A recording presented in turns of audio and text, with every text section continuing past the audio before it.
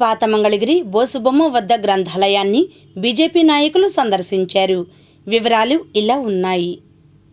మంగళగిరి పట్టణ బీజేపీ అధ్యక్షులు మునగాల నాగేశ్వరరావు ఆధ్వర్యంలో పాత మంగళగిరి సుభాష్ చంద్రబోస్ బొమ్మ సెంటర్ మరియు శివాలయం ప్రక్కన గల జిల్లా గ్రంథాలయాలను సందర్శించడం జరిగింది. జిల్లా గ్రంథాలయం చక్కటి వసతులతో ఎంతోమంది విద్యార్థులకు ఉపయోగకరంగా ఉంది.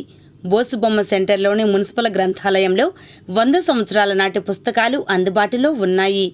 ఈ గ్రంథాలయానికి ఇప్పటి తరానికి కావలసిన పుస్తకాలు అట్లాగే ఫర్నిచర్ ఏర్పాటు చేసినట్లయితే ఎక్కువ మంది ప్రజలు సద్వినియోగపరుచుకుంటారని స్థానికులు, పుస్తక పఠన ప్రియులు తెలియజేశారు.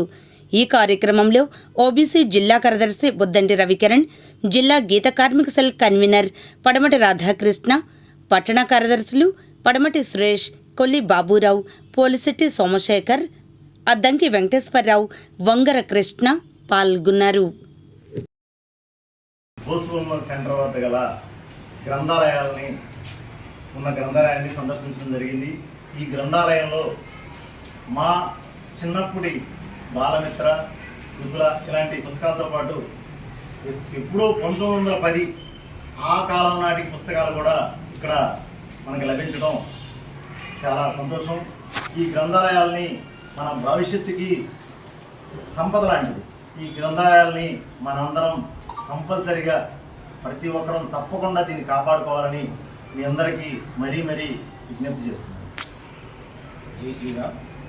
ఈరోజు లైబ్రరీ సందర్శనలో భాగంగా మంగళగిరి బోసుబొమ్మ సెంటర్లో ఉన్నటువంటి లైబ్రరీ సందర్శించడం జరిగింది. ఇక్కడ 100 సంవత్సరాల క్రితం పుస్తకాలు కూడా ఉంటున్నాయి. ఈ యొక్క అవకాశాన్ని మన యొక్క పట్టణ ప్రజలు ఉపయోగించుకొని మంచి జ్ఞాన సంపద పొందుతారని ఆశిస్తున్నాను. అట్లాగే ఈ ఆధునిక యుగంలో అందరూ కూడా సెల్ ఫోన్లకి పరిమితం అయ్యి ఈ గ్రంథాలయాన్ని దర్శనం చేయడం జరిగింది. గ్రంథాలయాలకు సందర్శించి పుస్తకాలు చదువుతూ ఉంటే మానసిక ఉల్లాసంతో పాటు ఆరోగ్యం కూడా ఉంటుంది.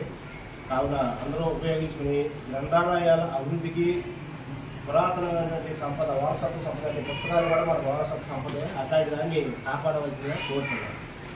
నమస్కారం అండి.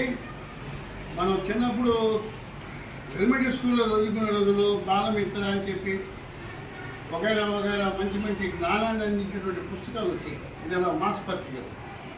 ఆ పుస్తకాలను కూడా ఆ రోజుల్లో అందరూ కొనలేక ₹1, ₹2 కూడా విలువైన ₹2 అందరూ ఖర్చు పెట్టలేక ఎవరో ఒక ఏరియాలో ఒకళ్ళు తీసుకొస్తే ఆ పుస్తకం ఆ ఏరియా మొత్తం కొన్ని రోజుల తర్వాత నాకే చెప్పి చదివి ఆనందించేవాళ్ళు, జ్ఞానాన్ని పొందేవాళ్ళు. అయితే రాను ఈ టీవీలు వచ్చేసి, సెల్ ఫోన్లు వచ్చేసేసి నిజమైన జ్ఞానాన్ని విడిచిపెట్టేసి టీవీలో ఎక్కువ అనుకుంటున్నారు, లేకపోతే కంప్యూటర్లో గొప్ప అనుకుంటున్నారు. కంప్యూటర్లు లేనప్పుడు కూడా పుస్తక పఠనంతో మంచి మేధావులు జ్ఞానశక్తి ద్వారా యువత కళ్యాణాలతో ఎన్నో పనులు చేశారు. కాబట్టి పెద్దలైనా పిల్లలైనా అందరూ మళ్ళా మర్చిపోకుండా గ్రంథాలయానికి వస్తే ఇందులో ఎన్నో రకాల పుస్తకాలు ఉంటాయి. అవి చదువుకుంటే రోజు ఒక పేజీ చక్కని జ్ఞానాన్ని అంది క్రమశిక్షణతో ఆరోగ్యవంతంగా జీవిస్తారు. కాబట్టి అందరూ ఈ అవకాశాన్ని ఉపయోగించుకోవాల్సిందిగా